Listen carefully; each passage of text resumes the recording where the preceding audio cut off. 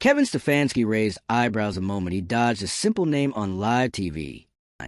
When asked about Shedeur Sanders, he offered a vague, evasive answer, refusing to even say Sanders' name out loud. It was an odd and unnecessary omission, but one that didn't go unnoticed. For a head coach to gloss over the name of one of the most talked-about rookies in the league, especially with the Browns' offense in visible decline, struck many as more than just an awkward TV moment. Analysts and fans alike have since been dissecting Stefanski's choice, suggesting it reveals something deeper. A discomfort with Sanders' growing stature and a reluctance to confront the inevitable questions about the team's direction. If you're into the real story and all the messy twists they don't show on highlight reels, go ahead and subscribe. And if you're sticking around to see how this Browns QB chaos plays out, you should definitely be subscribed. That awkward silence wasn't just about a name. It was about control. Stefanski's decision to downplay Sanders fits a pattern that has plagued Cleveland all season. A stubborn resistance to change, even when results demand it. The team's offensive struggles and inconsistent leadership have left fans frustrated, especially with a promising player like Sanders stuck in the shadows. Instead of embracing potential, Stefanski seems intent on preserving a status quo that's clearly failing. If the Browns want to evolve, they can't afford to let pride take precedence over progress. Kevin Stefanski just gave us one of the most uncomfortable live TV moments of the NFL season, and it had nothing to do with bad play calling or clock management. This time, the Cleveland Browns head coach embarrassed himself in real time simply by refusing to say one name, Shedeur Sanders. Shedeur, that's right. During a live interview that's now making the rounds across sports media and social feeds, Stefanski was asked about the team's quarterback situation. His response? He awkwardly referred to Sanders only as the second-string quarterback, avoiding his name altogether like it was cursed. No slip of the tongue, no accidental omission, just a very deliberate choice to talk around one of the most high-profile young players in football. And fans noticed. Fast. The clip instantly went viral. Not because Stefanski said anything outrageous, but because of what he didn't say. It wasn't just weird. It felt intentional. And when you're the head coach of a struggling franchise and you start playing name games with your quarterbacks on national television, people are going to ask questions. And those questions, they're not painting Stefanski in a good light. People are now openly speculating about what's really going on behind the scenes in Cleveland. Is this a power struggle? Is there resentment building in the locker room? Is Stefanski afraid that giving Shedeur Sanders a spotlight might outshine his own authority? Because let's be honest, the Browns' offense hasn't exactly been lighting up the scoreboard lately. And Stefanski's track record of conservative, uninspired play calling has been a consistent target of fan frustration. So when he subtly refuses to even acknowledge a quarterback who many believe could inject some much-needed life into the team, the optics are terrible. This isn't just about one awkward interview. It's about a pattern. Stefanski's been under fire for more than just mumbling through pressers. His leadership is being questioned across the board. Injuries have piled up. Performances have nosedived. And throughout it all, Stefanski has remained distant, defensive, and dismissive. And the Shedeur Sanders situation is now the poster child for that dysfunction. Because it's not like Sanders is some random rookie with no buzz. This is Shedeur Sanders, a rising star with a famous last name, a Heisman-adjacent college career, and all the media attention that comes with being the son of Dion. He brings charisma. He brings potential. He brings pressure. And apparently, Stefanski wants none of it. That refusal to name Sanders feels like more than just an oversight. It feels personal. And it's fueling a belief that Stefanski is actively resisting the idea of Sanders taking over the offense, even if that's exactly what the Browns need right now. Preseason match sideline. The team has been stuck in a loop, safe, slow, and stale. Every week it's the same rhythm. Failed drives, questionable calls, and a quarterback carousel that never quite settles. Meanwhile, Sanders sits on the sidelines ready and waiting, while Stefanski sidesteps every opportunity to elevate him. It's giving ego. It's giving control issues. It's giving, I'd rather lose my way than win with yours. And fans are done pretending that's okay. You can feel it in the energy online. Comment sections, podcasts, sports talk shows. Everyone's asking the same thing. What is Stefanski afraid of? Is it the pressure of handing the keys to a rookie with a high ceiling and even higher expectations? Is it the possibility that if Sanders succeeds, it exposes the failures of the current system? Because right now, the only thing being exposed is a lack of adaptability. Stefanski is coaching like it's 2019, clinging to old schemes and outdated hierarchies while the rest of the league embraces creativity, mobility, and risk. And while he dithers, the Browns' offense looks like it's running in molasses. It's not just fans noticing either. Analysts are starting to break down the tape and call out just how stagnant the offensive scheme has become. Predictable routes, hesitant play calling, red zone disasters. And the worst part? There's no sign that anything's going to change unless someone forces it. Which brings us back to Sanders.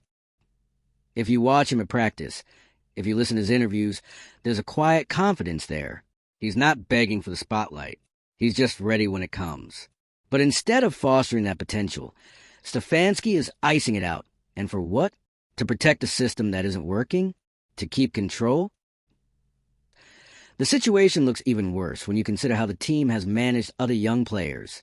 There's a pattern here, a tendency to suppress talent under guise of development, when really, it looks more like a fear of disruption. The Browns talk about building for the future, but then they bury their most promising pieces under layers of veteran favoritism and rigid structure. And now, the Shedeur Sanders saga is becoming the tipping point. Because fans aren't dumb. They see what's happening. They see a young quarterback who could bring spark, energy, and a new identity to a struggling franchise. And they see a head coach who's either too proud, too stubborn, or too scared to make the call. And now they're calling him out. The pressure is mounting, not just on the field, but off it. Every week that passes without Sanders getting a legitimate shot is another week of wasted potential. And every awkward, evasive interview just makes Stefanski look more disconnected from the pulse of the team and the frustrations of the fan base. KS speaking, you'd think, with the way the Browns' offense has been dragging, Stefanski would want someone to step up and turn things around. But instead, he's turning away from the most obvious solution, because it doesn't come from him. It's a textbook case of leadership stagnation. A coach so wrapped up in maintaining his version of order that he's blind to chaos unfolding under it. And the longer he holds the line, the worse it gets. The play calling gets more desperate. The locker room gets more tense. The fans get more fed up. And let's not forget, this is Cleveland, a franchise that has seen more than its fair share of dysfunction. Hope is hard won around here. So when a potential answer shows up on the bench, wearing a headset instead of a helmet, people are going to have feelings. That awkward moment on TV, where Stefanski choked on Sanders' name like it burned his throat, that wasn't just bad optics. That was the culmination of weeks, months, even years of resistance to change. And if something doesn't give soon, it's not just Stefanski's reputation that's at risk. It's the entire trajectory of the franchise. Because the NFL moves fast. Other teams are evolving, experimenting, finding their identity. The Browns? They're stuck watching their coach play passive-aggressive politics while the scoreboard does all the talking. This isn't sustainable. Not when morale is dropping. Not when the locker room feels fractured, and not when the fans, some of the most loyal in the league, start to check out. Sideline, there's still time to fix this. Sanders is right there. But the decision-makers need to start acting like they care more about winning games and winning arguments. And Stefanski, he needs to decide whether he's going to be the coach who adapts or the one who gets left behind. Because when your fear of being overshadowed starts costing your team games respect and momentum, you've already lost. If you've been yelling at your screen, you're not alone. The tension is real. The stakes are high. And the solution is just sitting on the sideline, waiting for a chance. What do you think? Is Stefanski out of line for how he handled the interview? Should Shedeur Sanders already be QB1? Or is there more to the story than we're seeing? Drop your thoughts in the comments. And if you want more deep dives into the drama behind the headlines, don't forget to like, subscribe, and share the chaos. Because in the NFL, the games are only half the story. Let's be real. When a head coach can't even say a player's name on live TV, it's not just awkward, it's telling. That clip of Kevin Stefanski dodging the name Shedeur Sanders didn't just feel like a moment of discomfort. It felt like a power play. A subtle, deliberate flex that backfired on a national stage. Because in the NFL, names matter. Say a player's name is the bare minimum acknowledgement of their presence, their value, and their place in the team's future. When Stefanski reduced Sanders to just the backup, he wasn't making a simple slip.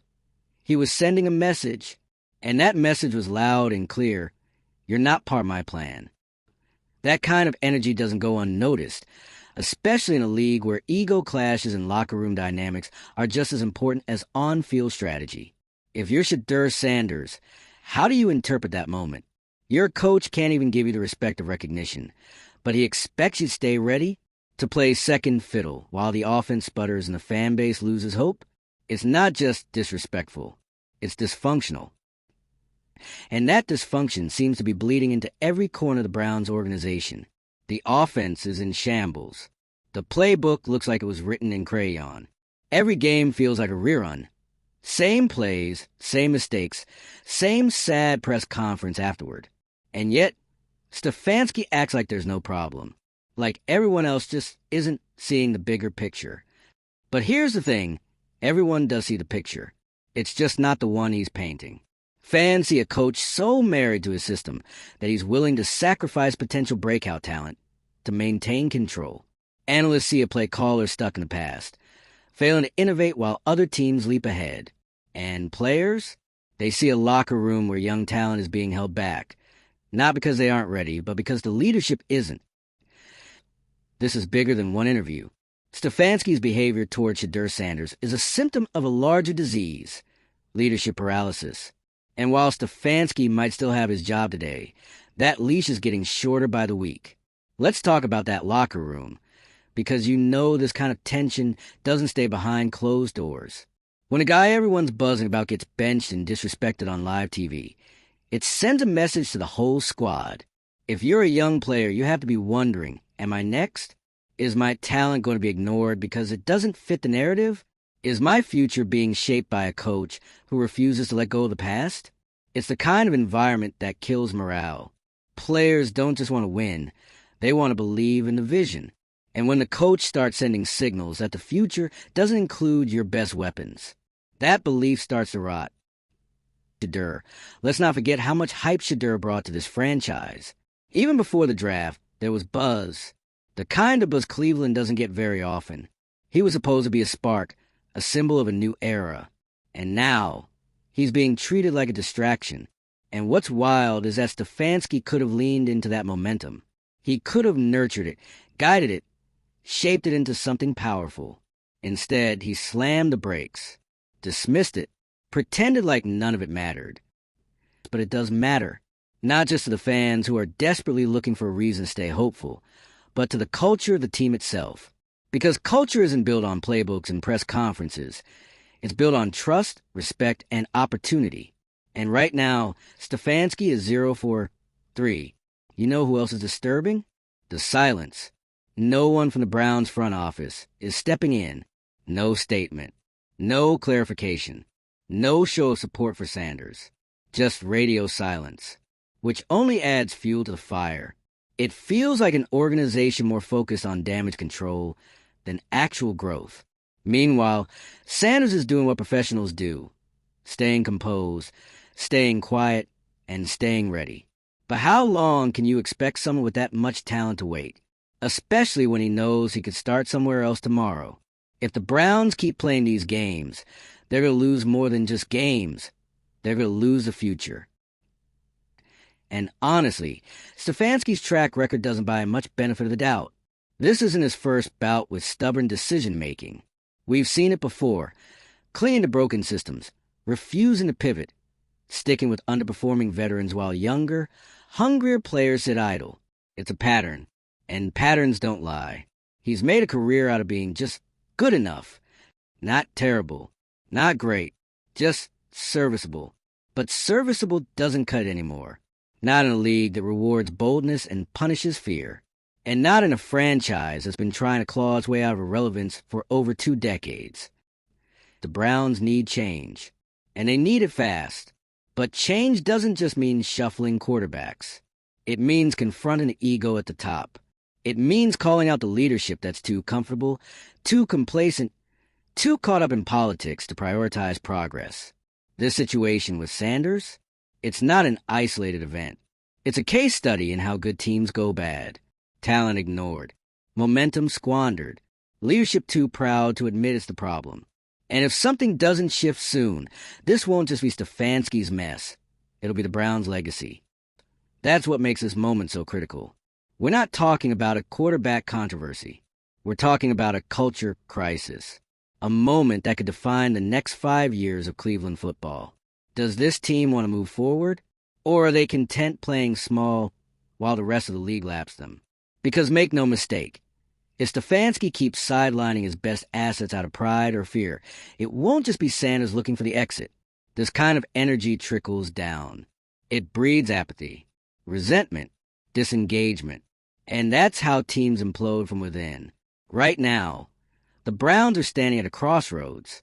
On one side, you have possibility, a young, dynamic quarterback ready to lead, to evolve, to ignite. On the other, you have a coach who can't even say his name. That choice should be obvious. The clock is ticking. Fans are watching. And whether or not Stefanski wants to admit it, the spotlight is shifting.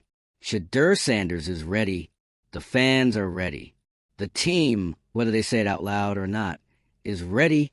So what's the holdup? If you've been watching this unfold and thinking, this feels bigger than football, you're right. It is bigger. It's about leadership, pride, and the risks we take when we refuse to evolve.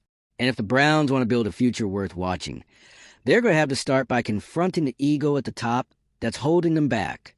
The really wild part? Kevin Stefanski could have owned this moment. All he had to do was show a little professionalism. Acknowledge Shedeur Sanders by name. Throw out one of those classic coach speak lines. He's working hard. He's part of our future. We're excited about what he brings. Done. Crisis averted. But instead, he chose silence. Evasion. That smug, passive-aggressive dodge that told fans everything they needed to know without saying a single controversial word. And in the NFL, that kind of silence is deafening. Because this isn't about trying to protect Sanders or manage expectations. It's about control. Stefanski's refusal to name-drop wasn't strategy. It was stubbornness, plain and simple. And it screamed one thing: I'm in charge and I'm not budging. But here's the problem. He's in charge of a team that can't score. He's in charge of an offense that moves like it's stuck in 2006. And he's in charge of a quarterback room that feels less like a path to the future and more like a holding pattern. Meanwhile, Sanders sits, waits, watches his name trend for all the wrong reasons. Fans aren't outraged just because Stefanski was awkward on live TV. They're outraged because they see the potential that's being ignored. They're tired of watching promising talent get sidelined while the same tired plays go nowhere. This city has waited decades for a quarterback they could believe in. Every time one shows promise, it gets fumbled. Not by the player, but by the people in charge.